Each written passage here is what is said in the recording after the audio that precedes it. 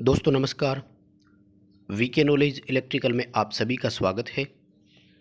Competition exams के previous paper लेकर हम एक बार फिर उपस्थित हैं। दोस्तों ये पेपर झारखंड ऊर्जा विकास निगम लिमिटेड का है और टेक्नीशियन इलेक्ट्रीशियन का है, जिसमें इलेक्ट्रीशियन और वायरमैन दोनों फॉर्म अप्लाई कर सकते हैं। 26 फरवरी 2017 का ये पेपर है। इलेक्ट्रीशियन ट्रेड थ्योरी से संबंधित इसमें टोटल 75 क्वेश्चन है। दोस्तों ऑफलाइन पेपर हुआ था, आंसर साथ में नहीं है, इसलिए हम प्रत्येक क्वेश्चन की डिटेल से आंसर एक्सप्लेन करेंगे।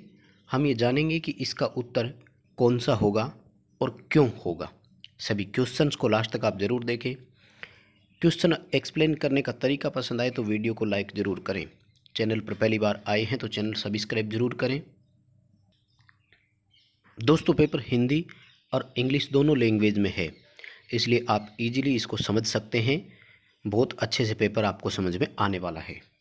सवाल है कि गीजर का जो टैंक होता है उसमें दो टैंक होते हैं, आउटर और इनर, यानी भीतर और बाहर की दोनों टैंक होती है। उनके बीच में एक ऊष्मारोधी पदार्थ हम भरते हैं, उसका नाम क्या है?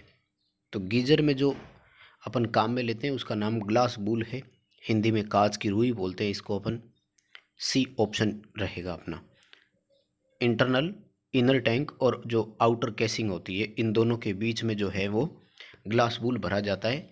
और ये ग्लास वूल क्या है कि बाहर की जो हीट है उसको, अंदर की जो हीट है उसको बाहर नहीं आने देता, यानी पानी जो है उसको गर्म रखने में सहायता करता है।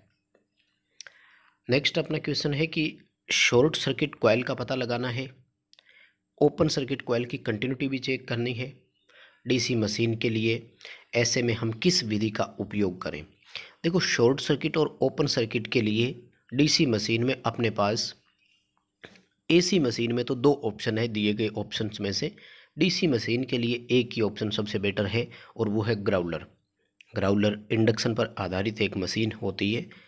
240 वोल्ट लगभग एसी इसको देते हैं, तो ये प्रेरण पर आधारित होता है, ऑपरेट होता है। दो तरह का होता है, आंतरिक ग्राउलर, बाहरी ग्राउलर।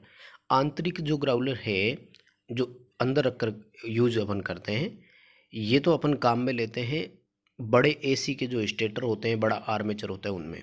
और जो बाहरी ग्राउलर होता है, इनमें आर्मेचर ऊपर रखा जाता है।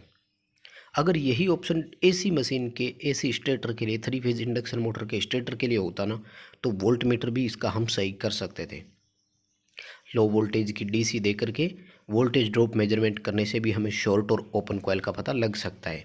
लेकिन अभी ऑप्शन अपना सी रहेगा, ग्राउलर सही होगा इसका। नेक्स्ट क्वेश्चन पूछा जा रहा है कि synchronous motor can be operated. Synchronous motor को हम किस पावर फैक्टर पर ऑपरेट कर सकते हैं? लैगिंग, लीडिंग और यूनिटी। तो हम सब जानते हैं कि सिंक्रोनस मोटर का पावर फैक्टर रोटर की एक्साइटेशन पर डिपेंडेड होता है और इसे हम किसी भी पावर फैक्टर पर ऑपरेट कर सकते हैं, यानी तीनों स्टेटमेंट इसके सही है। नेक्स्ट क्वेश्चन है कि गीजर में प्रयुक्त थर्मोस्टेट के ताप की सेटिंग कितनी होती है? दोस्तों थर्मोस्टेट तापमान कंट्रोल करने वाली एक डिवाइस होती है। हीटिंग एलिमेंट के हमेशा ये श्रेणी क्रम में लगती है। गीजर में जब इसका उपयोग अपन करते हैं, उसमें सिद्धांत पर यह आधारित होता है। द्विधात्विक पत्ती होती है जो गर्म होकर मुड़ जाती है, ठंडी होकर फिर से रीसेट हो जाती है, हीटिंग एलिमेंट ऑन हो जाता है। गीजर में जब हम इसका उपयोग करते हैं तो इसकी टेम्परेचर की सेटिंग 32 डिग्री सेंटीग्रेड से 88 डिग्री सेंटीग्रेड तक होती है। यानी 32 डिग्री सेंटीग्रेड से नीचे टेम्परेचर आने पर ये थर्मोस्टेट फिर से लग जाता है, हीटिंग एलिमेंट को ऑन करवा देता है। अब जैसे ही टेम्परेचर बढ़ता बढ़ता 88 से अधिक हो जाता है तो ये उस थर्मोस्टेट ये ओपन हो जाता है, हीटिंग एलिमेंट के सर्किट को काट देता है, जिससे सप्लाई ऑफ हो जाती है, हीटिंग एलिमेंट ऑफ हो जाता है। नेक्स्ट अपना क्वेश्चन है कि जो मेन स्विच और डिस्ट्रीब्यूशन बोर्ड होता है, बॉक्स होता है, उसकी करंट रेटिंग कैसे कैलकुलेट की जाती है? मेन स्विच जो है ये टोटल सर्किट करंट के अकॉर्डिंग होता है। ओवरऑल सर्किट कितने एम्पियर लोड कंजप्शन करवाता है। जैसे सपोज दैट कि उसमें हम ये मानते हैं कि लाइट एंड फैन के 5-5 एम्पियर के 3 है, और पावर के आप इसको 5 या 6 एम्पियर भी ले सकते हैं। इसी तरह से पावर वाले को 15 और 16 एम्पियर भी ले सकते हैं। इसी तरह से 15-15 में पावर के 2 है, तो टोटल जो अपना है ये 45 एम्पियर हो गया।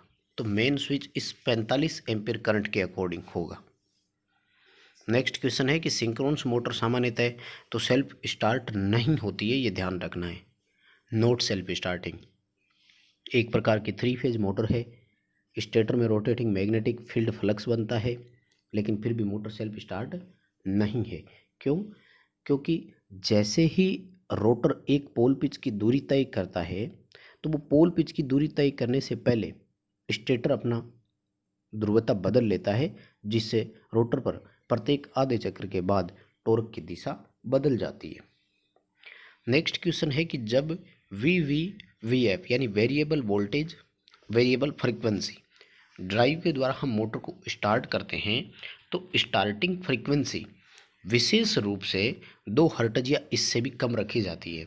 ऐसे कम फ्रीक्वेंसी पे शुरू होने से मोटर में किस चीज़ से हमें प्रोटेक्शन मिलेगा, किस चीज़ से बचाव होगा? देखो, 2 तरह के होते हैं ये। एक होता है VFD variable frequency drive short में, और एक होता है VV/VF। ये वेरिएबल फ्रीक्वेंसी ड्राइव होता है, इसको एडजस्टेबल फ्रीक्वेंसी ड्राइवर भी बोलते हैं, और वो केवल फ्रीक्वेंसी को ड्राइव करता है, फ्रीक्वेंसी को कंट्रोल करके मोटर की स्पीड को कंट्रोल। और दूसरा होता है VV/VF यानी वेरिएबल वोल्टेज वेरिएबल फ्रीक्वेंसी। तो ये जो VV/VF होता है, ये वोल्टेज और फ्रीक्वेंसी के रेशियो को हमेशा कांस्टेंट रखता है, ये ध्यान रखना। वोल्टेज और फ्रीक्वेंसी के अनुपात को सदैव नियत रखता है, जिससे मोटर में बनने वाला फ्लक्स जो है ना, उसकी वैल्यू कांस्टेंट रहती है। के गुणांक जो होता है वो, फ्लक्स नियतांक जो होता है वो कांस्टेंट रहता है, और फ्लक्स नियतांक कांस्टेंट रहने से मोटर का टॉर्क कांस्टेंट रहता है, यानी स्टार्टिंग टॉर्क कभी नहीं घटता है। ऐसी सिचुएशन में करंट कम हो जाती है, कम वोल्टेज भी दिया हमने, अच्छा मोटर टॉर्क प्रदान करती है, तो मोटर जलने से भी बच जाती है। सी ऑप्शन करेंगे। नेक्स्ट अपना क्वेश्चन है कि 3 फेज वाली स्क्विरल केज इंडक्शन मोटर के स्टेटर में, तो स्टेटर में तो 3 वाइंडिंग होगी और 120 डिग्री इलेक्ट्रिकल अपार्ट होगी, वो एक दूसरे से डिस्प्लेसमेंट जो होगा 120 डिग्री का होगा। नेक्स्ट क्वेश्चन है कि सीरीज में जुड़े अनेक टर्न क्या कहलाते हैं? कॉइल बोलते हैं इनको। एक टर्न लगाया था, ऐसे अनेक टर्न हम लगा देते हैं, लास्ट में फर्स्ट और लास्ट 2 सिरे निकलते हैं, कॉइल बोलते हैं इसको अपने। नेक्स्ट क्वेश्चन है कि 2 एडजेसेंट पोल यानी पास पास के पोल जो कि विपरीत भी होते हैं, उनके केंद्रों के बीच की दूरी क्या कहलाती है? पोल पिच बोलते हैं इसको अपने। जैसे N से S है, तो इन दोनों के बीच की यहाँ की जो दूरी होती है, डिस्टेंस होती है, पोल पिच बोलते हैं, और ये नंबर ऑफ स्लॉट के रूप में होती है। नेक्स्ट क्वेश्चन है कि कापलान टरबाइन कौन से पावर प्लांट में यूज करते हैं? देखिए, टरबाइन का एक अलग से टॉपिक है, आई थिंक मैं क्लास भी इसकी ले चुका हूँ, और आपको मैं पूरी डिटेल भी इसकी अलग अलग तरीके से दिखा देता हूँ। बहुत तरह से डिवाइड कर रखा है हमने इसको, फ्लो के अकॉर्डिंग भी कर रखा है, स्पीड के अकॉर्डिंग भी कर रखा है। तो कापलान टरबाइन जो होती है, ये हाइड्रो इलेक्ट्रिकल यानी पन बिजली घर जो होते हैं, पानी से जिनमें लाइट बनती है, जल विद्युत उत्पादन केंद्र, उनमें काम में लेते हैं अपन। फ्रांसिस और भी कई तरह की होती है Kaplan turbine, reaction turbine, Pelton wheel turbine. और नेक्स्ट अपना क्वेश्चन है कि शॉर्ट सर्किट या ओवरलोड के कारण जब करंट एक्सेसिव हो जाती है, तो एक सर्किट उपकरण में जो प्रोटेक्शन प्रदान करता है उसको क्या बोलते हैं? फ्यूज बोलते हैं। देखो, वैसे भी देखो, फीडर, कॉन्टेक्टर और लिमिट स्विच, इनमें से कोई भी हाँ, ये लिमिट स्विच तो है, खैर ये फीडर और कॉन्टेक्टर तो प्रोटेक्शन डिवाइस में आते ही नहीं है। हाँ, लिमिट स्विच जरूर आती है। लिमिट स्विच NO/NC होते हैं, जो किसी सर्किट को या तो NO करते हैं या NC करते हैं, तो ट्रिपिंग की कमांड इनके थ्रू जाती है। ये मैकेनिकल भी हो सकते हैं, इलेक्ट्रिकल भी हो सकते हैं। तो करंट से जो प्रोटेक्शन के लिए हम काम में लेंगे, तो वो तो फ्यूज आएगा अपना, सिंपल ऑप्शन है, अपने सामने है ऑप्शन भी। और नेक्स्ट क्वेश्चन है कि 4 पोल है, 24 स्लॉट है, तो पोल पिच का मान कितना होगा? Number of slot upon number of pole होता है, 6 आ जाएगा। नेक्स्ट क्वेश्चन है कि VV/VF ड्राइव में रेक्टिफायर सर्किट कहाँ होता है? Variable voltage variable frequency drive. देखो, इसमें होते हैं 3 सर्किट। जो फर्स्ट सर्किट होता है ना, वही रेक्टिफायर सर्किट होता है, जिसको हम कन्वर्टर बोलते हैं। ठीक है, 3 सर्किट होते हैं इसमें। लास्ट वाला जो होता है वो होता है इन्वर्टर। तो क्या होता है, ध्यान से सुनिएगा। सबसे पहले एक रेक्टिफायर होता है जो AC को DC में कन्वर्ट करता है। उसके बाद में एक सर्किट होता है जो उस DC को फिल्टर करता है, यानी बीच में फिल्टर सर्किट आएगा एक। उसके बाद में इन्वर्टर सर्किट होता है जो फिर से उस डीसी को एसी में करता है। तो ये एसी इनपुट था, ये एसी आउटपुट है, और यहाँ वो मोटर अपना ऑपरेट होना है। यहाँ से सप्लाई इनपुट जाती है। ठीक है, तो मैं आपको इसकी पिक्चर स्क्रीन पर दिखा देता हूँ, आप देख लीजिए। ये वाला 3 सर्किट होते हैं। फर्स्ट सर्किट कन्वर्टर है, एसी टू डीसी कर रहा है। सेकंड वाला फिल्टर है जो डीसी को फिल्टर कर रहा है। उसके बाद में जो अपना, इसको मॉड्यूलेटर भी बोल सकते हैं अपन, मॉड्यूलेट करता है। उसके बाद में इन्वर्टर सर्किट है जो फिर से डीसी को एसी में कन्वर्ट कर रहा है। तो ए ऑप्शन रहेगा, कन्वर्टर सर्किट में आएगा रेक्टिफायर। नेक्स्ट अपना क्वेश्चन है, ओवरहेड ट्रांसमिशन लाइन के घटकों में से कौन सा हमें सर्ज प्रोटेक्शन देता है, सर्ज वोल्टेज से बचाव जो है या उसको डिस्चार्ज कर देता है। तो लाइटनिंग अरेस्टर आएगा, तड़ित चालक बोलते हैं हिंदी में इसको अपने, और यह प्रोटेक्शन अपन को प्रदान करता है। नेक्स्ट क्वेश्चन है कि नियमित रूप से योजनाबद्ध रख रखाव की अनुसूची को क्या बोलते हैं। यानी रेगुलर हमने प्लान कर रखा है कि इक्विपमेंट की मेंटेनेंस करेंगे ही करेंगे, तो इसको प्रिवेंटिव मेंटेनेंस बोलते हैं। प्रॉब्लम आने से पहले ही हम उसको मेंटेन करते हैं तो एफिशिएंसी बढ़ जाती है उपकरण की। और जब किसी इक्विपमेंट में फॉल्ट आने के बाद हम अगर उसकी मेंटेनेंस या ओवरऑलिंग करते हैं तो ये कहलाता है ब्रेकडाउन मेंटेनेंस। कैपिटल मेंटेनेंस होती है बड़े काम जो नॉर्मली नहीं होते, जैसे घंटे या 2 घंटे में उनकी मेंटेनेंस नहीं हो सकती हो, जिनकी ओवरहालिंग या मेंटेनेंस करने में 2, 4, 5 दिन का समय लगता हो, वो कैपिटल मेंटेनेंस में आती है। नेक्स्ट अपना क्वेश्चन है कि 2 सिंप्लेक्स वेव वाइंडिंग को जब समांतर में जोड़ देंगे तो वो ड्यूप्लेक्स वेव बन जाएगी। बी ऑप्शन रहेगा। यहाँ कम्यूटेटर पिच का मान +-2 रहता है। अगर प्रोग्रेसिव है तो +2, रिट्रोग्रेसिव है तो -2। नेक्स्ट अपना क्वेश्चन है कि सभी धात्विक जो कवर होते हैं उनमें कोरोजन यानी जंग लग जाता है, तो उन्हें कोरोजन से बचाव के लिए क्या करना चाहिए। जस्ते की परत चढ़ा देनी चाहिए, और इस प्रक्रिया को हम गैल्वेनाइजिंग बोलते हैं। यानी उनको गैल्वेनाइज कर दिया जाना चाहिए, कोरोजन उन पर नहीं होगा। नेक्स्ट क्वेश्चन है कि ओवरहेड ट्रांसमिशन लाइन में जो इंसुलेटर काम में लेते हैं वो किस धातु के बनते हैं। वो चीनी मिट्टी के बनते हैं, पोर्सलिन बोलते हैं इंग्लिश में अपने उसको। नेक्स्ट क्वेश्चन है कि प्रति किलोग्राम वजन पर एक यूनिवर्सल मोटर किसी भी अन्य एसी मोटर की तुलना में अधिक एचपी की बनती है। इसका कारण क्या है। यूनिवर्सल मोटर का कारण है हाई स्पीड। इस मोटर की स्पीड बहुत हाई होती है, इसलिए अगर हम इसको नो लोड पर ऑपरेट करते हैं तो बहुत अधिक स्पीड बढ़ जाएगी। तो मोटर सेंट्रीफ्यूगल फोर्स लगता है जिसकी वजह से उसका आर्मेचर बाहर निकल कर आ सकता है, इसलिए मोटर थोड़ी सी हैवी होती है, तो अपने को आपको वो मेंटेन नो लोड पर भी रख सकती है। नेक्स्ट क्वेश्चन है कि एक ऐसा मैनुअली स्विच है जो हमेशा तब उपयोग में लेते हैं जब ऑफ लोड कंडीशन हो। शायद सारे समझ गए होंगे, ऑफलाइन नाम सुनते ही। आइसोलेटर है, ध्यान रखना है, आइसोलेटर हमेशा नो लोड पे ऑपरेट होता है और एक प्रकार का स्विच है जिसका काम विद्युतीय परिपथ को अलग करना होता है। नेक्स्ट क्वेश्चन है कि double squirrel cage induction motor में स्टार्टिंग के समय स्टेटर की तुलना में रोटर की फ्रीक्वेंसी कितनी होती है, बराबर होती है। स्टार्टिंग के समय स्टैंड स्टिल पोजीशन ही बोलते हैं हम इसको, तो मोटर में स्लिप मैक्सिमम होती है, इसलिए रोटर फ्रीक्वेंसी, स्टेटर फ्रीक्वेंसी या सप्लाई फ्रीक्वेंसी बराबर होते हैं। नेक्स्ट क्वेश्चन है कि ल्यूमिनस फ्लक्स की इकाई क्या है। फ्लक्स की इकाई ल्यूमन है और ल्यूमिनस इंटेंसिटी की इकाई कैंडला है। और टेस्ला जो है ये तो फ्लक्स डेंसिटी की है, फ्लक्स घनत्व की, और पास्कल जो है ये दाब की इकाई है। और नेक्स्ट अपना क्वेश्चन, ये तो स्टैंडर्ड आंकड़ा है भाई, आपको याद रखना है। आप भी देखें, आपको ये बुक में स्पष्ट मिल जाएगा कि जब हम पैनल बोर्ड की वायरिंग करते हैं तो बिना इंसुलेशन वाले जो चालक होते हैं उनको बिल्कुल एक प्रॉपर फिक्स करना है नट बोल्ट लगा करके। जैसे बस बार मान लीजिए, ये बिना इंसुलेशन की होती है, हमेशा एल्यूमिनियम की पट्टियाँ होती है, तो इनमें हमें अपोजिट पोलरिटी वाले 2 कंडक्टर हो या फिर 2 फेज हो, उनके बीच में कम से कम 2.5 सेंटीमीटर का डिफरेंस रखना ही रखना है। बी ऑप्शन आएगा। मिनिमम क्लियरेंस हमें 2.5 सेंटीमीटर का रखना होता है इनके बीच में। नेक्स्ट क्वेश्चन है कि पीवीसी क्या होता है।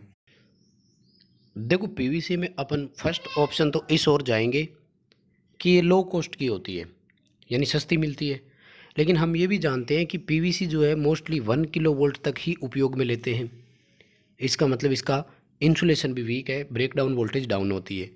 तो अपन ऑप्शन की ओर जाएंगे, लो डाइलेक्ट्रिक स्ट्रेंथ और लो कॉस्ट, यानी पेरा विद्युत सामर्थ्य भी निम्न है और लागत भी कम होती है। नेक्स्ट क्वेश्चन है कि जब किसी इक्विपमेंट में ब्रेक डाउन आ जाता है और वो अनुपयोगी हो जाता है, तब हम उसकी मेंटेनेंस करते हैं, रिपेयरिंग करते हैं, तो ये ब्रेक डाउन मेंटेनेंस में आएगी। पहले कर देते हैं तो वो प्रिवेंटिव मेंटेनेंस में आती है। एनुअल मेंटेनेंस वो होता है कि नियमित एक एक वर्ष के बाद में जब हम उनका मेंटेनेंस करते हैं तब। ये ब्रेक डाउन मेंटेनेंस में आएगा, इक्विपमेंट में प्रॉब्लम आने के बाद हम उसकी मेंटेनेंस कर रहे हैं।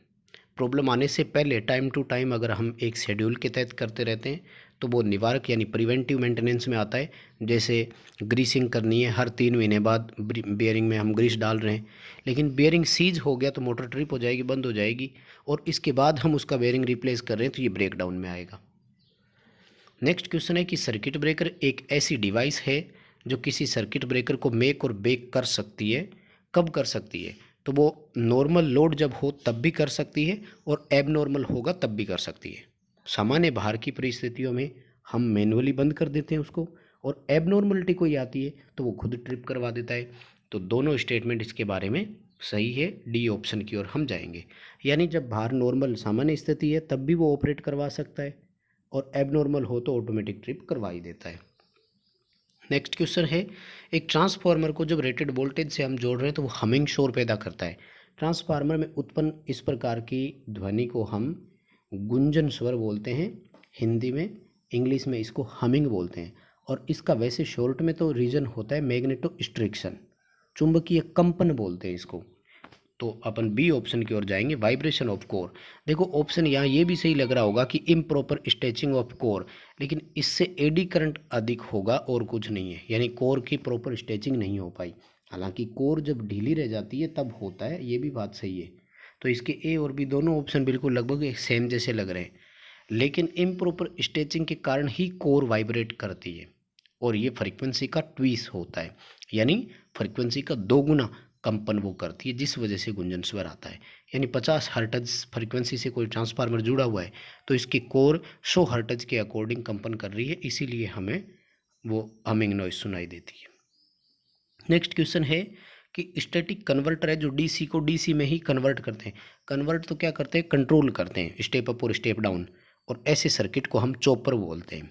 सी ऑप्शन की ओर जाएंगे, चॉपर सर्किट कहलाते हैं। अच्छा क्वेश्चन है, पहले बहुत बार करवा चुके हैं हम। डीसी ड्राइव में स्पीड कंट्रोल करने के लिए चॉपर सर्किट का ही उपयोग करते हैं, ड्यूटी साइकिल पर डिपेंडेंट होता है।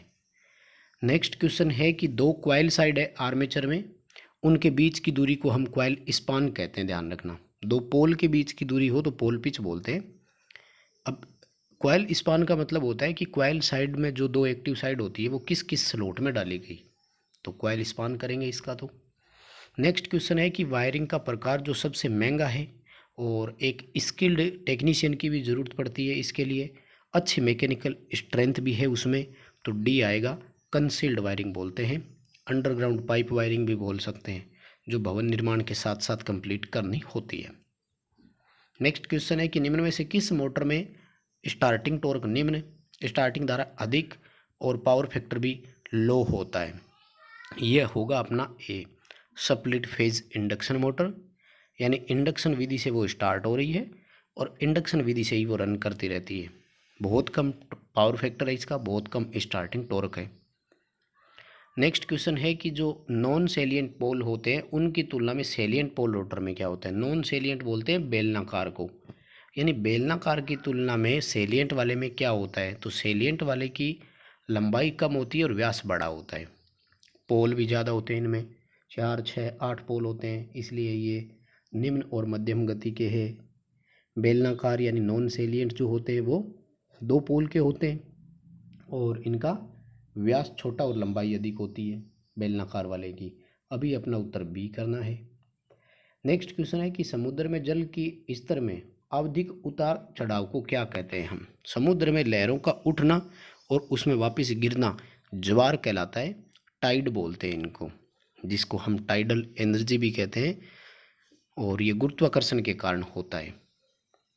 पीरियोडिक राइज एंड फॉल, तो ये राइड आएगा इसमें, टाइड आएगा इसमें, ज्वार बोलते हैं हिंदी में इसको। 3 फेज इंडक्शन मोटर और ट्रांसफार्मर का कार्य सिद्धांत बिल्कुल एक जैसा है, दोनों म्यूचुअल इंडक्टेंस के सिद्धांत पे काम करते हैं, ऑप्शन बी होगा। और एचटी और ईएचटी लाइन में जो इंसुलेटर होते हैं उनको सस्पेंशन इंसुलेटर, लिंक इंसुलेटर और डिस्क इंसुलेटर भी बोलते हैं। वीवीएफ का पूरा नाम है तो पहले ही करवा चुके हैं ये तो, variable voltage variable frequency drive होता है। वेरिएबल वोल्टेज वेरिएबल फ्रीक्वेंसी ए आएगा, और जो वीएफडी होता है उसका पूरा नाम होता है वेरिएबल फ्रीक्वेंसी ड्राइव, और इसको एएफडी भी बोलते हैं, एडजस्टेबल फ्रीक्वेंसी ड्राइव भी बोलते हैं। हम इसमें वोल्टेज और फ्रीक्वेंसी दोनों के रेशियो को एक साथ चेंज करते हैं, जबकि वीएफडी में केवल फ्रीक्वेंसी को ही एडजस्ट करते हैं। तेल सर्किट ब्रेकर यानी ऑयल सर्किट ब्रेकर में तेल क्यों उपयोग में लेते हैं? सीधी सी बात है, जब कॉन्टैक्ट मेक और ब्रेक होते हैं उस दौरान स्पार्किंग उत्पन्न होती है, और उस स्पार्किंग का हमें शमन करना है, यानी quenching the arc develop during contact while opening. संपर्क खोलते समय जो आर्क उत्पन्न होता है उसका शमन करना।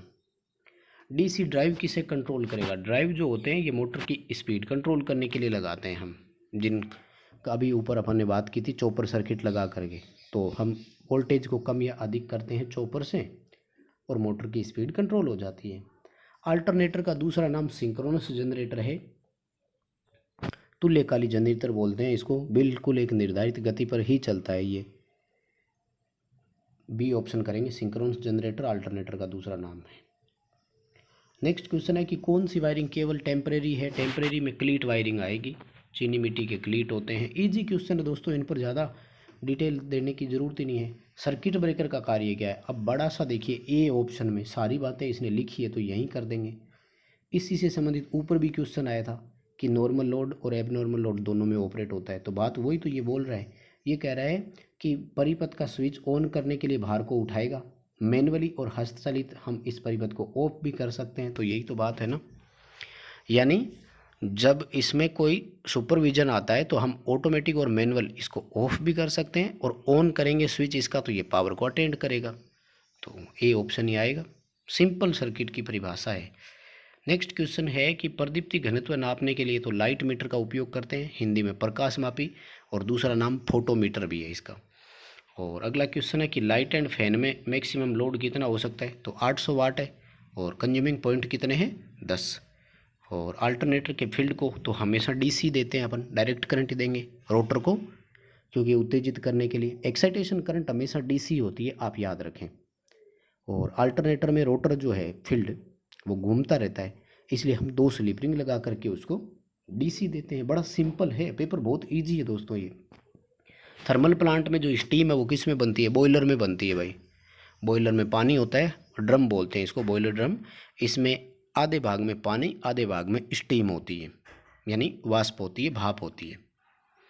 नेक्स्ट क्वेश्चन है कि इलेक्ट्रॉनिक उपकरण है जो एक निश्चित फ्रीक्वेंसी और वोल्टेज को एडजस्टेबल फ्रीक्वेंसी और वोल्टेज में बदल देता है, यानी फ्रीक्वेंसी को ही तो चेंज कर रहा है। यही तो बात है जिसको अभी अपन बोल रहे थे, क्या? वीएफडी या एएफडी, एडजस्टेबल फ्रीक्वेंसी ड्राइव। तो ये क्या होता है? ये एक एसी का कन्वर्टर होता है जो केवल एसी को ही कन्वर्ट करता रहता है। एसी एसी कन्वर्टर आएगा। डीसी डीसी कन्वर्टर होता है, उसको चॉपर बोलते हैं। एसी एसी कन्वर्टर है, इसको वीएफडी बोलते हैं। दोनों चीज़ एक ही है, तो ये एसी के फ्रीक्वेंसी और वोल्टेज को समायोजित करता है, वीवीएफ बोल दो। नेक्स्ट क्वेश्चन है मीट्रिक प्रणाली में कैसे लेते हैं तार का साइज? तार का साइज लेते हैं 2 तरह से, डायामीटर यानी व्यास एमएम में, और गेज नंबर में भी लेते हैं। तो एमकेएस प्रणाली जो है इसमें डायामीटर होता है एमएम में, और सीजीएस पद्धति में होता है गेज नंबर। नेक्स्ट क्वेश्चन है कि स्लॉट में जब वाइंडिंग को हम डिस्ट्रीब्यूट करते हैं तो हमें क्या क्या बेनिफिट मिलते हैं? भाई इसमें से तो कोई बेनिफिट मुझे नहीं लगा। डिस्ट्रीब्यूट करने से हार्मोन घटते हैं, यहाँ इसने लिख दिया इंक्रीज होता है। मैकेनिकल स्ट्रेंथ का वाइंडिंग से कोई प्रभाव नहीं पड़ता। दृढ़ता में कमी, इसका भी कोई वो औचित्य नहीं है किस तरह का लैंग्वेज इन्होंने लिखा है। ऑप्शंस ये होने चाहिए थे, हार्मोन्स में कमी, कूलिंग अच्छी हो जाती है, ईएमएफ में भी हालांकि कमी आती है, खैर रिड्यूस ईएमएफ हो जाता है। तो नेक्स्ट क्वेश्चन की ओर चलेंगे। क्वेश्चन कह रहा है कि वीवीएफ ड्राइव एक मोटर को कैसे स्टार्ट करता है? देखो इसका पूरा नाम है वेरिएबल वोल्टेज वेरिएबल फ्रीक्वेंसी। और स्टार्टिंग में एक क्वेश्चन आया जिसमें ये लिखा था कि जब ये स्टार्ट करता है तो 2 हर्ट्ज या इससे भी कम की फ्रिक्वेंसी देता है। और इसके आंसर के लिए हमने ये भी बताया था कि ये वोल्टेज और फ्रिक्वेंसी के रेशियो को कांस्टेंट रखता है। तो फिर इसका मतलब क्या हुआ, फ्रिक्वेंसी स्टार्टिंग में कम दे रहा है, रेशियो कम नियत रहना चाहिए। इसका मतलब फ्रिक्वेंसी घटाइए तो वोल्टेज भी घटाता होगा। यानी हमें याद रखने वाली चीज़ क्या है कि लो फ्रिक्वेंसी लो वोल्टेज दोनों स्टार्टिंग में देता है। ये स्टार्टिंग के समय फ्रिक्वेंसी कहते हैं कि 2 हर्ट्ज या इससे भी कम की देता है, वोल्टेज भी कम देता है। हालांकि मोटर का टॉर्क कम नहीं होने देता ये, क्योंकि ये क्या करता है, जो रेशियो होता है फ्रिक्वेंसी वोल्टेज का उसको हमेशा कांस्टेंट रखता है।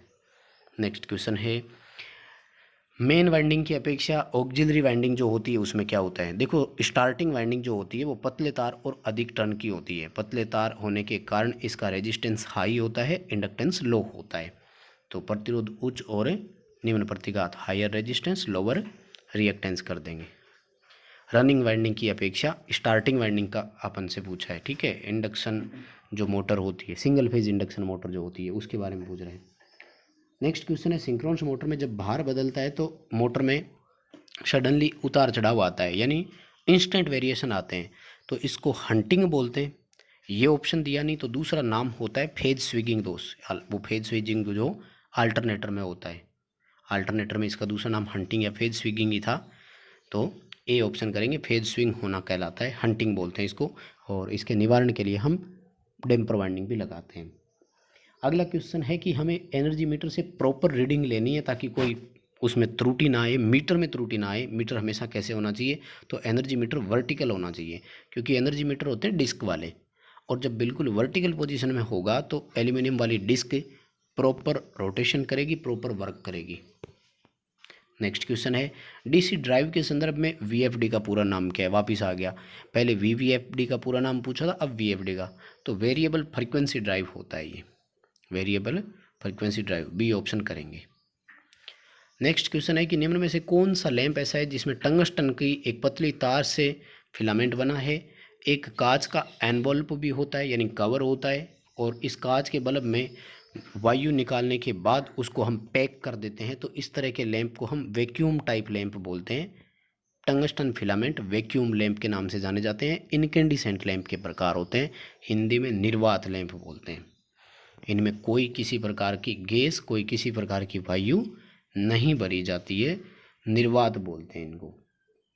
नेक्स्ट क्वेश्चन है कि किस प्रकार के ट्रांसफार्मर में प्राइमरी और सेकेंडरी कोर के केंद्रीय भाग पर होते हैं। ये जो इस तरह की कोर है इसका नाम तो सेल टाइप कोर होता है। ई और आई टाइप की कोर होती है इसमें, है ना। और जो कोर टाइप है इसमें मोस्टली ये सिंगल फेज के लिए लेते हैं अपन, इसमें प्राइमरी सेकेंडरी आमने सामने होती है। बी ऑप्शन करेंगे, सेल टाइप आएगा। नेक्स्ट क्वेश्चन है कि जब पानी का हेड 30 मीटर से भी कम हो। देखो हेड के अकॉर्डिंग जो हाइडर इलेक्ट्रिकल पावर प्लांट होते हैं वो 3 तरह के होते हैं, लो, मीडियम और हाई। 30 मीटर तक या कुछ जगह 50 से 60 मीटर, 45 मीटर भी दे रखा है, लो हेड में काउंट होते हैं।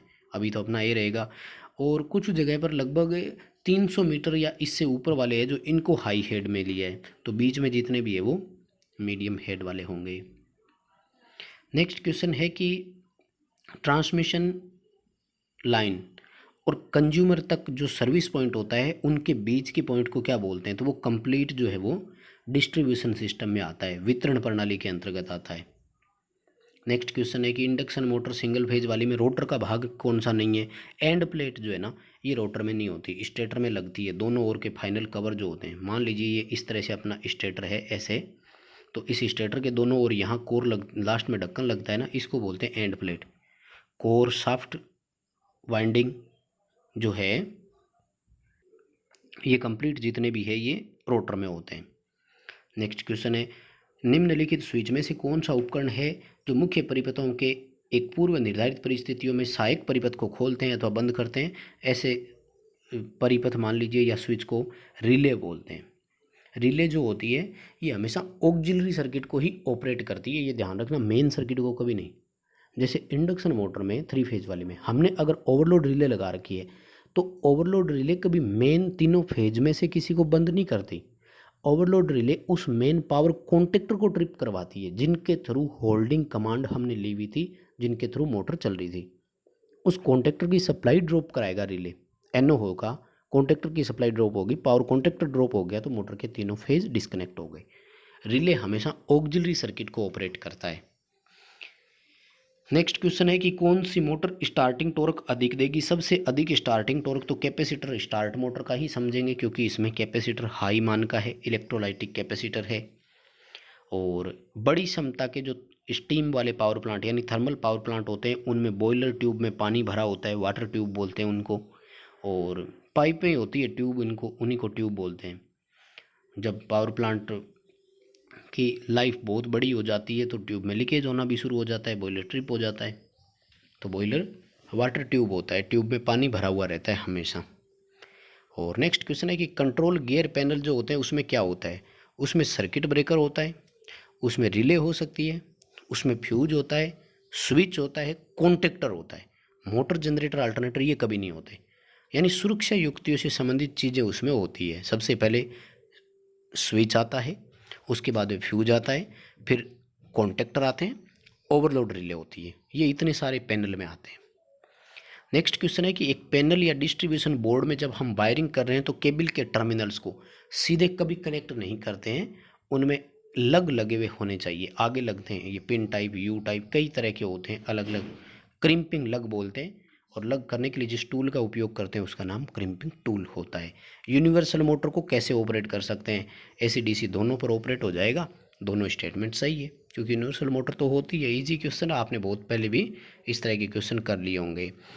अगर हमें पावर ट्रांसमिशन करना है, डिस्ट्रीब्यूशन करना है, लेकिन विश्वसनीयता कम है, डिस्टेंस भी कम है, तो रेडियल प्रणाली वहाँ पर अपन काम में ले लेंगे। रिंग प्रणाली उपयुक्त प्रणाली होती है।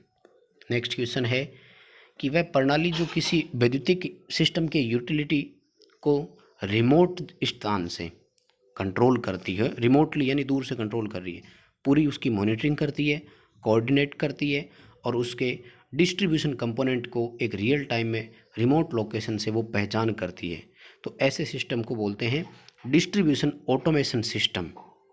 वितरण स्वचालन प्रणाली बोलते हैं इसको। सी ऑप्शन हमें इसका करना है, distribution automation system. Next question है कि मैक्सिमम जितने भी मिक्सी की मोटर होती है उनमें मोटर हमेशा तो वर्टिकली होती है, ये ध्यान रखना, ऊर्ध्वाधर पोजीशन में होती है। 3 फेज इंडक्शन मोटर के घूमने की दिशा कैसे बदलेंगे, तो कोई भी 2 फेज आपस में परिवर्तित करके घूमने की दिशा को बदला जा सकता है। कौन सी मोटर एसी डीसी दोनों पर ऑपरेट हो सकती है, तो यूनिवर्सल मोटर है। ये तो क्वेश्चन नॉर्मल है, इनको ज़्यादा डिटेल से पढ़ने की ज़रूरत नहीं है। प्रति पोल प्रति फेज कॉइल एक एक आती है तो सिंगल लेयर कहलाती है। जैसे 24 स्लॉट है और तो इसमें 12 कॉइल है, जैसे मान लीजिए 3 फेज और 4 पोल के लिए इसको बाउंड करना है, तो देखिए ना कितनी आएगी। 12 कॉइल है और 3 × 4 अगर अपन करते हैं तो प्रत्येक में कितनी कितनी आती है, एक एक। ठीक है, तो इसको हम क्या कहेंगे, single layer winding. Next question है 10 पोल है और 50 हर्ट्ज सिंक्रोनस मोटर है, मोटर की सिंक्रोनस गति कितनी होगी। सिंक्रोनस स्पीड के लिए क्या फॉर्मूला है, F × 120/P। ठीक है, फ्रीक्वेंसी दे रखी है 50 हर्ट्ज, पोल दे रखे हैं 10। कैलकुलेशन करेंगे, उत्तर आएगा 600 RPM। नेक्स्ट क्वेश्चन है कि न्यूक्लियर फर्नेस, परमाणु की जो भट्टी होती है उसको रिएक्टर बोलते हैं, नाभिकीय रिएक्टर के नाम से जानते हैं उसको। मॉडरेटर वो होता है जो स्पीड कंट्रोल करता है, कूलेंट होता है उसकी ऊष्मा को ऑब्जर्व करने के लिए, और शील्डिंग होती है रिएक्टर के चारों ओर कवर लगाने के, कवर करती है उस रिएक्टर को, जिससे वो हानिकारक गैसें होती है वो बाहर नहीं निकलती। नेक्स्ट क्वेश्चन है कि क्वाइल ग्रुप में क्वाइल प्रति फेज प्रति पोल की संख्या अलग अलग हो तो इसको ओड ग्रुप वाइंडिंग बोलते हैं, विषम समूह वाइंडिंग बोलते हैं। एक होती है सम, दूसरी होती है विषम।